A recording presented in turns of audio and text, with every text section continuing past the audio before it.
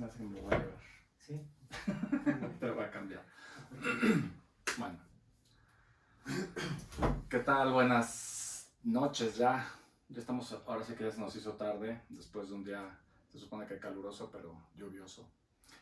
Como siempre, pues bienvenidos, bienvenidas. Hoy me toca estar enfrente de un gran artista. Como siempre les digo, gran artista. Y normalmente cuando estoy con alguien así, pues da un placer enorme. Su nombre, David Mirra, se dedica desde hace ya algunos años, ahorita nos va a platicar, se dedica desde hace tiempo al tema pues de la pintura, bueno, su obra está llena de significados, su obra está llena bueno, no se diga de colores, etcétera. Entonces, bueno, a mí me atrajo desde el primer momento que lo vi, la verdad es que me atrajo muchísimo su trabajo. Y bueno, pues hoy toca hacer la visita a su estudio. Como pueden ver, bueno, pues tenemos la fortuna de conocer la parte más íntima de un artista, que es su estudio. Y entonces, bueno, David, muchísimas gracias por estar aquí. Pues bueno, primero que nada, la primera pregunta que normalmente a la que recurro es, ¿qué es de tu vida? ¿Dónde estudiaste? ¿Tú eres estudiado, lírico? ¿Qué hiciste? Muchas gracias por la invitación. Pues yo estudié la carrera de Artes Visuales, la licenciatura en la UNAM. La UNAM tiene una escuela que ahora es Facultad de Artes. En el momento en que yo estudié era Escuela Nacional de Artes Plásticas. Y su sede estaba en Xochimilco. Yo estudié el primer año, los primeros 2 semestres en Xochimilco, en el plantel Xochimilco, y de ahí cada año en ese momento tenían la opción 15 estudiantes de cada generación de los 8 grupos que entran cada año a primer ingreso, tenían la opción de integrarse a un programa que en ese momento se llamaba Programa de Alta Exigencia Académica, que era estar en las instalaciones de la antigua Academia de San Carlos, porque en el momento en que yo estuve descentralizaron esa escuela porque creció y ya no era suficiente ese espacio. Entonces la Academia de San Carlos se convirtió en un espacio de educación continua donde principalmente se impartían maestrías, ¿no? Posgrados. Pero daba la opción para que no se perdiera ese hilo que finalmente tiene la academia como principal escuela en México, porque finalmente es la escuela más antigua que tiene el país y que tiene, por lo menos en Latinoamérica, era la escuela, o en el momento que se creó fue la primera escuela de su tipo en el virreinato español, ¿no? Entonces, pues tenías que cumplir con ciertos requisitos, un promedio mínimo de 9, te hacían unos exámenes O sea, es un de habilidades.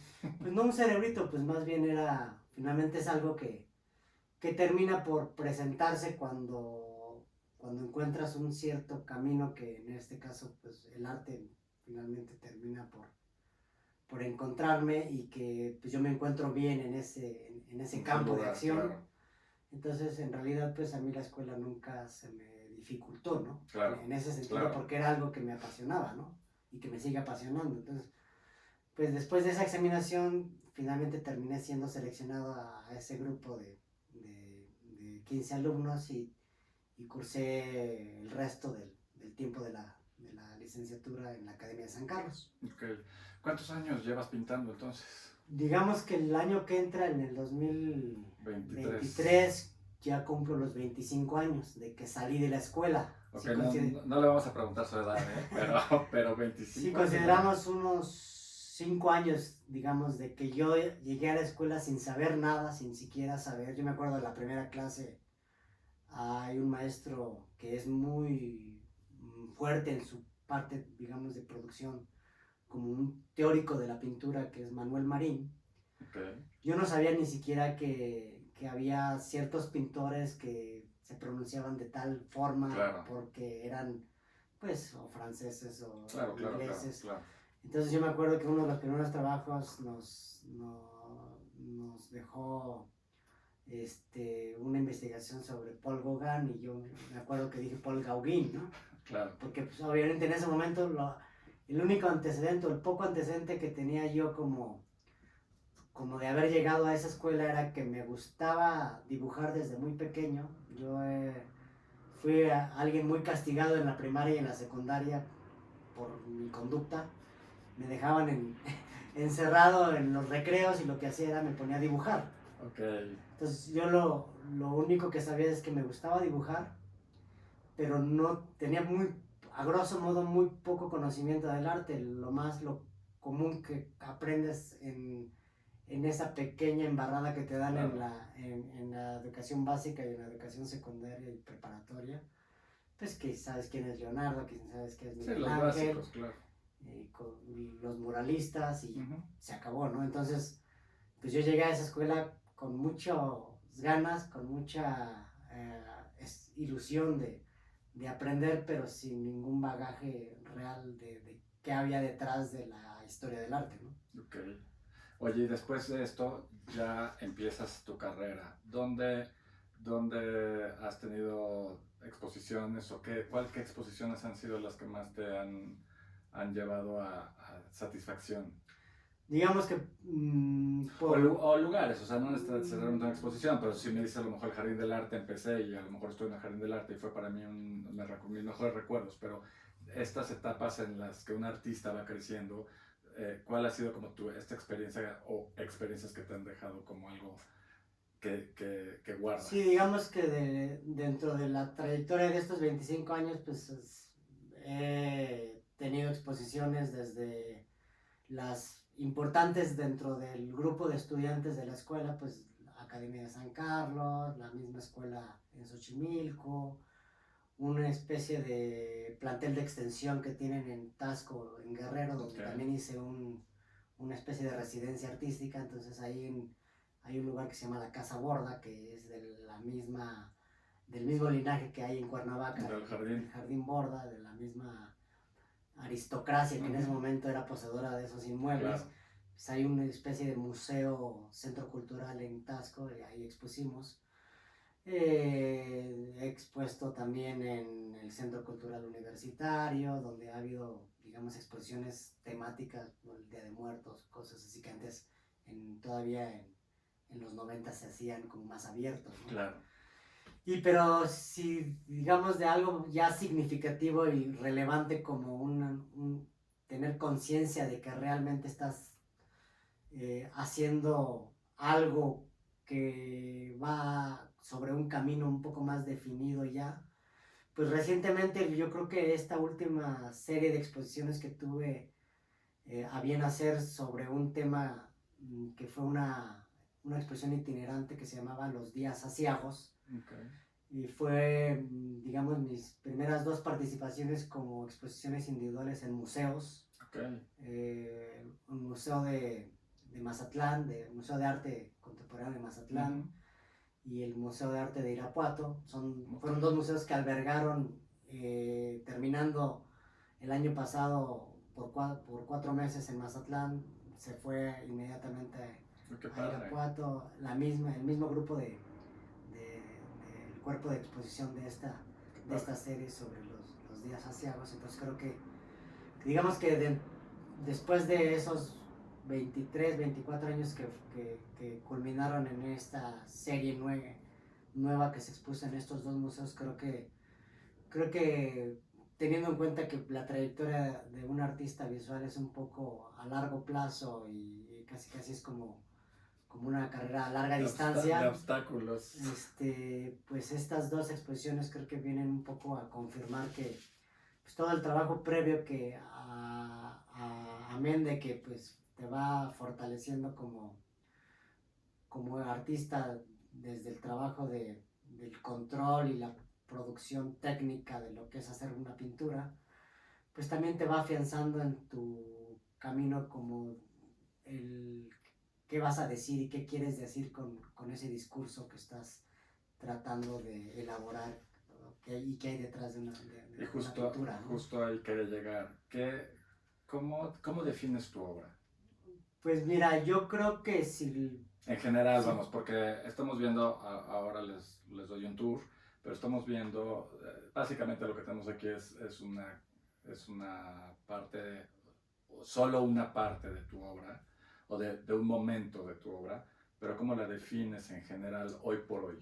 Digamos, si hubiese una sola palabra sin caer en tantas ramificaciones, digamos, yo quizá me quisiera o quiero estar un poco cercano a esta idea de lo que es lo onírico y el onirismo, o Okay. esta idea de que hay un espacio de ensoñación que no necesariamente tiene que ser el inconsciente del sueño, en el que pues, todos los humanos tenemos la puerta abierta cada vez que vamos a dormir. Pero sí hay, la pintura me ha permitido como que transmigrar toda esta reflexión que tiene que ver con temáticas muy diversas, desde grupos de gente moviéndose, desde lo que hay detrás de un rostro, un gesto individual, esta idea de la melancolía, esta idea de la subjetividad que cada artista tiene a partir pues de lecturas que pudieran ser similares o de temáticas que pudieran ser universales, como puede ser pues la guerra, la paz, Claro. el amor, la pasión. Pero finalmente yo creo que esta palabra que envuelve este mundo paralelo, quizás la siento un poco muy cercana o más cercana que otras, que las etiquetas que podría uno finalmente definir un cuadro como este que tenemos aquí al lado, que pudiera ser expresionista, pero también tiene algo de abstracción. Sin caer en esas etiquetas, yo creo que si lo dejamos como en el amplio espectro de lo onírico, y que finalmente la pintura nos permite como si fuese una especie de puerta o de portal paralelo a nuestra realidad palpable, darnos la oportunidad de vivir o de alternar este mundo con otro mundo que se está fabricando, y que finalmente pues el artista, en este caso yo, juego con diferentes conceptos y diferentes lenguajes de la misma pintura, a veces una pintura más controlada, a veces una pintura más instintiva, pero digamos que el hilo conductor de todo eso es crear un espacio alterno, una alteridad que camina al mismo tiempo que la cotidianidad real que tenemos nosotros, y que lo único que nos hace es enfatizar que el arte, y en este caso la pintura, tiene un juego de leyes propias, y que al final de cuentas también es una realidad propia, paralela a la realidad que tenemos nosotros. Entiendo, y entiendo hoy y lo entiendo más bien ahora, porque estuvimos 2 horas discutiendo sobre el tema antes de entrar a cámara, porque si no, no lo hubiera entendido. Oye, justamente quería hacerte otra pregunta. Tú hablas de un mundo paralelo. ¿Es solamente un mundo en tu mundo del arte? Es a la hora que tú pintas, estamos en esta realidad. Tú tienes otra, cuando pintas tienes otra realidad o son otras realidades. Pues o sea, me gustaría multiverso, pensar, ahora que está de moda. me gustaría pensar en esta idea del multiverso, Okay. esta idea de una especie de cosmogonía más que otra cosa, en la que pues finalmente un pintor empieza a fabricar si podemos llamar estilo, una manera de ver el mundo, y que en el transcurso, en este caso corto de mi trayectoria, que son casi 25 años, pues empieza uno a notar en el cuerpo de obra de todo ese tiempo pues una serie de obsesiones, de repeticiones, de personajes que los había uno ubicado hace 4 o 5 años, y ahorita los trae a la memoria de manera consciente o inconsciente, la misma mano o el mismo proceso cerebral. Y finalmente lo único que termina por decantarse de todo esto es que pues el artista va haciendo uso de un vocabulario propio, ¿no? Un cierto número de palabras, y cada año o cada cierto número de años se empiezan a agrupar otras y otras, y al final de una trayectoria de un artista, pues uno analiza el cuerpo de obra y se da cuenta que pues hay un grupo de personajes, hay un grupo de acciones, hay un grupo de atmósferas, hay un grupo de paisajes Claro. que identifican a ese artista con un estilo, Sí, con una inclusive manera la de ver, paleta, ¿no? claro, inclusive La paleta de colores, colores, la claro. forma en que enfoca o encuadra sus imágenes. Sí, es ver Entonces ver al artista a través de su pintura. sí, entonces es una especie de vocabulario propio que el artista se va haciendo, que el pintor se va haciendo y que al final lo que termina por traducirse es como si el artista te permitiera usar sus lentes con los que ve el mundo, o ese otro mundo, Nada fácil. o ese otro universo, Claro. y al momento de ver su cuerpo de obra, es como si te portas esos lentes y empiezas a ver ese mundo, ¿no? O ese universo. Y como no venimos preparados, pues aquí tenemos algo de su obra que me gustaría nada más que la vieran de volada. No sé si se alcanza a ver, ahorita quitamos esta chiquita de acá, lo que quería enseñar es que primero quería enseñar esta de atrás, pero a ver, por aquí tienes una que es bueno, hay varias que son increíbles, pero por ejemplo, esta, si me puedes ayudar tantito nomás para que se vea ahí. Esta obra, por ejemplo, tú qué, o sea, ¿qué es lo que ves o qué es lo que tratas qué discurso tenemos en una obra de este estilo? O sea, esto es lo que pinta. Entonces, para mí es como, yo tengo obviamente mi propia interpretación de esto, pero a mí lo que me encanta es ver justamente a través de esos lentes. O sea, si me prestas tus lentes, ¿qué es lo que yo veo aquí? Sí, digamos que Más allá de que me digas, mira, sí, tenemos aquí una figurita, ¿no? O sea, ¿qué representa esto? Lo que en esta serie en particular, lo que finalmente yo quería perseguir por medio de la técnica pictórica y por medio de los materiales que al final de cuentas es papel, un soporte de papel y óleo y plumillas y carbón sobre el mismo papel. Yo lo que quería es un poco perseguir esta idea de qué hay detrás de un proceso de trabajo que define una forma o un volumen a partir de la luz y de la sombra. Entonces, esta serie con mis personajes que tienen digamos, este proceso de metamorfosis entre humanos y animales, entre reinos que pueden ser el reino animal, el reino vegetal, el reino mineral, a veces son rocas, a veces son huesos, a veces son ceniza.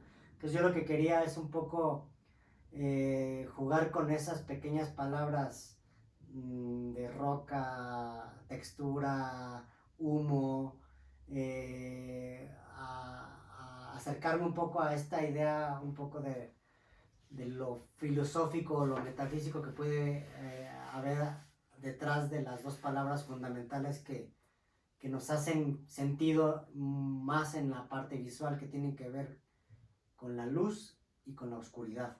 Okay. Entonces, esta idea de la luz como ausencia de oscuridad y oscuridad como ausencia de luz y traspolarlas y al finalmente definir que el mundo real está hecho de luces y de sombras, y en mi mundo también, dentro de mi campo pictórico que es digamos mi universo, sí, también hay un juego entre luz y oscuridad que finalmente, quitándole ese gran peso que tiene de luz bueno, oscuridad malo, luz bondad, oscuridad maldad, finalmente definir ese proceso visual que hace que las imágenes, digamos, la fotografía, el principio básico de la fotografía es luz y oscuridad, ¿no? Sí.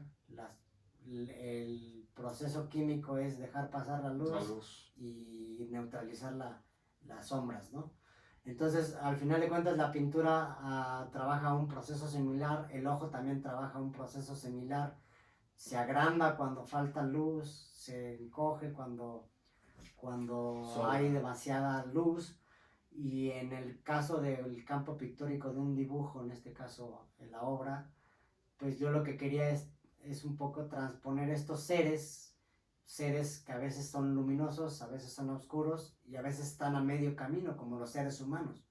los seres humanos estamos a medio camino entre luz y oscuridad, ¿no? Ahora, tú decías justamente que eso, o sea, como lo entiendo, es que no necesariamente estos seres oscuros son de oscuridad o de maldad. No, O sino sea, que al son, final de son cuentas, seres, al final de cuentas, en digamos, un camino si o uno en un... escarba en el rostro de un ser humano, se va a dar cuenta que sin las oquedades del ojo, sin estas sombras que hacen que Sí, sí, un sí, ojo sí. sea profundo, no va a haber ese brillo del iris que resplandece sobre esta oscuridad de la oquedad del ojo, ¿no? Ujú. Cuando uno abre la boca, se da cuenta que los dientes brillan porque la oscuridad de la lengua y de todas las Claro, cavidades claro. internas hacen que el negro de oscuro de lo profundo de la boca y la garganta hace Haga que que el los diente dientes se se vayan ilume. hacia adelante, ¿no? Entonces, obviamente, en un principio más metafísico de lo que finalmente define luz y oscuridad, nos damos cuenta que a veces hemos aprendido que lo negro o lo oscuro lo queremos tener lejos y lo luminoso y lo brillante y lo blanco lo queremos tener más cercano, pero al final de Cuando no se cuentas, puede dividir, obviamente. el mundo está hecho de luces y de sombras, ¿no? Y uno... Obviamente en el trabajo que yo hago, al final de cuentas, la pintura trabaja a partir, en mi caso personal, a partir de metáfora, ¿no? Sí, sí, no, entiendo, O sea, entiendo perfecto. la pintura es como una especie de trabajo de alquimia en la que conceptos que tienen que ver con una filosofía o con una teoría filosófica, la única manera de traslaparlos, obviamente es mi proceso, ¿no? Va a haber pintores un poco más puros, como pueden ser los abstractos minimalistas, que pueden poner Malevich, por ejemplo, podría poner un cuadro blanco sobre blanco y un negro sobre un bastidor negro. Y esas dos imágenes para él eran suficientemente concretas y suficientemente claras para decir lo mismo que yo estoy tratando de decir con metáforas que finalmente conllevan una imagen, porque finalmente mi trabajo y mi lenguaje pues lo adscribo a la figuración, a pesar de que no sea tan realista o tan definida Sí. con la realidad que tenemos palpable, pero al final de cuentas mi proceso lleva la figuración como una herramienta para crear esa metáfora, en la que el concepto de luz y oscuridad yo los traslapo a una imagen donde un ser es luminoso, un ser es oscuro y un ser es a media tinta, ¿no? Entre uno y otro. Y siguiendo sobre ello, tenemos dos ejemplos que son mucho, diría yo, un poco, no mucho, sino un poco más a la vista. O sea, algo como esto, que para mí sería un poco más fácil de traducir vamos, cuando digo para mí, porque evidentemente yo, uno no lo pinté y la otra no soy artista. Entonces, digo, este es uno. Este es uno. Y el otro, este todavía este tiene un poco más, y hoy que lo veo por tercera vez, ahora me encuentro que tienes acá es como un armadillo. Un armadillo, o sea, que es un espectáculo. A mí me fascina, estas dos me fascinaron, las acabo de conocer, estas dos obras. Entonces, lo que yo quiero saber es, ok, en este mismo sentido, de hablando de la luz y la oscuridad, ¿cuándo, o sea, en qué momento nace esto? Porque lo que acabamos de ver antes es más de lo que de lo que tienes más en pintura. Pero ¿en qué momento nacen estos seres o estas personas que son un poquito más humanas? Esta nueva serie que estoy tratando de hacer es un poco acercarme a la parte de lo que se entiende como definición y control de la forma y de la imagen, porque digamos que me estoy alimentando de cosas o de territorios en los que, viniendo de un proceso un poco más instintivo y más expresivo en el uso del material, la pincelada más agresiva, quizá haciendo énfasis en que el proceso de crear la obra interviene la mano del artista, pero también interviene ese azaroso accidente que no lo puede controlar el ser humano y que finalmente también define pues el camino de una vida, ¿no? Hay veces que uno puede controlar y agendar su día, su semana, su mes, su año y su etapa de vida, pero hay veces que esta insospechada incertidumbre que hay a la vuelta de la esquina cambia los planes, ¿no? Sí. Entonces, finalmente, viniendo de esos procesos un poco más instintivos del trabajo pictórico, de la superficie un poco más accidentada, quise retomar la misma búsqueda, porque al final, digamos que la parte de lo que uno persigue como artista termina por obsesionar, por obsesionarlo a uno como esta eterna persecución de la imagen como un todo, o como esta quimera, este absoluto, esta especie de utopía de este territorio imaginado o deseado de esta obra que va a ser el culmen de todo ese trabajo. Entonces, al final, por esta persecución de esa imagen última en mayúsculas, digamos, o esa imagen que conlleva todas esas imágenes previas, pues obviamente uno como artista va creando nuevas formas o nuevos terrenos o nuevas rutas para atacar esa imagen, ¿no? Claro. Digamos que el ejemplo claro que yo tengo como concepto de lo que es para mí la pintura y ese gigantesco territorio es como tener una montaña, ¿no?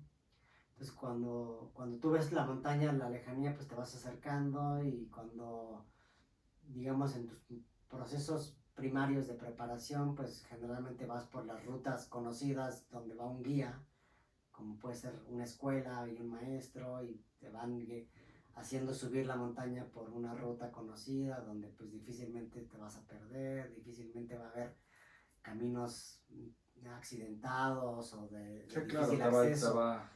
Pero cada vez que bajas de la montaña y regresas, pues ya no se te parece tan divertido subirla por la misma ruta, ¿no? Entonces generalmente tratas de buscar cada vez rutas más agresivas, cada vez más rutas más difícil de acceso, ¿no? No, pero eso solamente ustedes, los artistas. Entonces, en este caso, pues mi ruta alterna ahorita es cómo mantener control sin perder expresión.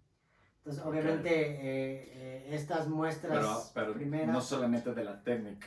No solamente del proceso técnico, sino yo lo que trato es un poco de manifestar que la voz o el canto que yo quiero finalmente hacer por medio de mi pintura, pues que tenga esa matización desde voces de una garganta que se está desgarrando hasta voces que podrían rozar los límites de cierta armonía o cierto control del sonido, ¿no? Claro.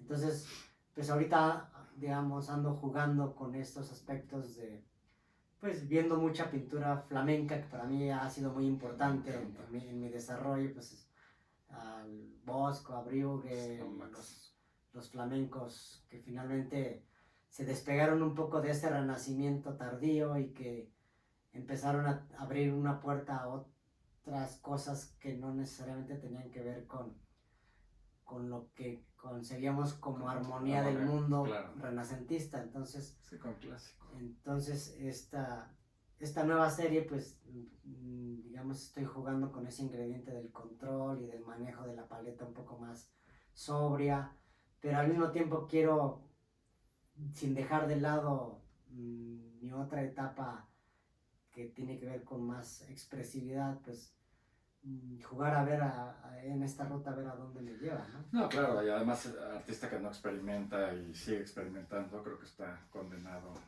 a desaparecer. Entonces, obviamente, entiendo perfecto, y a pesar de ello se nota que estás en esa exploración constante. Y bueno, pues el tiempo, como siempre, nunca es suficiente. Tenemos que terminar ya. Solamente, bueno, pues me gustaría una última, nada más para que vieran, si me ayudas a levantarlo tantito, para que se pudiera ver esta obra que es una de mis consentidas. ¿Esta obra cómo se llama? ¿Tienes el nombre? El Jardín Invisible se llama. Este es el Jardín Invisible. Y que más allá de los seres, ¿no? ¿Qué representación o qué representa en términos Sí, generales para ti? de hecho, esta es parte de la serie que pues yo tengo programada esta parte de mi celebración de haber resistido, o seguir resistiendo después de 25 años de trabajo, digamos. Esta nueva serie que quiero en algún momento pues juntar la suficiente obra para que se exponga o se expongan diferentes partes. Escúchanos. Digamos que los jardines invisibles para mí partieron de esta idea de lo que finalmente reflexioné a partir de lo que es el antecedente temático que tenía que ver con el hombre y con lo animal o la bestia. En este caso mis personajes pues siempre han estado entre animales o entre seres que son tienen un poco de bestia y un poco de racionalidad humana. Ahora lo quise un poco trasladar a lo que son los ambientes que generan esos seres híbridos entre humanos y animales, ¿no? Porque pues sus entornos. Digamos, el principio fundamental era que nosotros como seres humanos no hemos cambiado desde que somos seres humanos, desde que nos levantamos en pie. Seguimos teniendo las mismas capacidades fisiológicas, respiramos, nos alimentamos con calorías suficientes dependiendo de la raza y dependiendo de cada cuerpo. Tenemos vigilia, tenemos sueño, claro. nos reproducimos, tenemos un proceso de gestación similar. Entonces, el punto en cuestionamiento, y digamos que la pintura es una de las áreas que reflexiona y que pone las preguntas en la mesa. Quizá el punto de reflexión es que si somos y seguimos siendo esos mismos Homo sapiens que se levantaron un día en dos pies, ¿qué tanto de animal seguimos conservando y qué tanto de racional o de civilización nos ha impregnado en nuestro ser? O hemos perdido. O hemos perdido. Finalmente yo sí creo que seguimos siendo instintivamente primitivos, digamos que en un momento catártico de alta tensión, digamos, el ser humano, por muy civilizado y por muy socialmente adoctrinado que esté, termina por manifestarse ese instinto, digamos, en un proceso que podría ser de supervivencia o de salvaguardar a un ser querido.